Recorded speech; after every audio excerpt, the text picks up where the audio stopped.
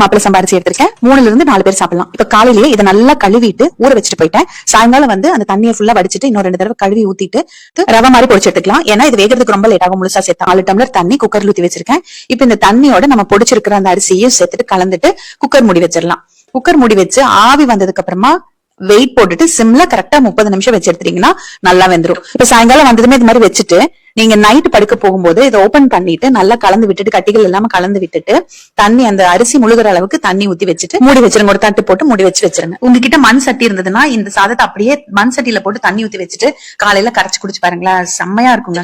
அடுத்த நாள் காலையில ஓபன் பண்ணிட்டு நல்லா பிசைஞ்சு விட்டு கரைச்சுக்கோங்க. நம்ம ஏற்கனவே பொடிச்சிருக்கோம். நம்ம நார்மல் சாப்பாடு கரைக்கிற மாதிரி இது கரைக்க முடியாது. ஓரளவுக்கு கொஞ்சம் இது விதவதியா தான் இருக்கும், ஆனா வெந்திருக்கும். நல்லா கரைச்சு விட்டுட்டு 3 கரண்டி அளவுக்கு நான் தயிர் சேர்த்துக்கிறேங்க. சேர்த்துட்டு நல்லா மிக்ஸ் பண்ணி விட்டுருங்க. அந்த தயிர்ல இருக்கிற கட்டிகள் ஊத்தி சாப்பிட முடியாத மாதிரி இருந்ததுன்னா கொஞ்சம் தண்ணி சேர்த்துக்கோங்க. இது கூட சின்ன வெங்காயம் சேர்த்திருக்கேன், நிறைய பொடி பொடியா கட் பண்ணி. வேணும்னா ஒரு பச்சை மிளகாய் கூட பொடி பொடியா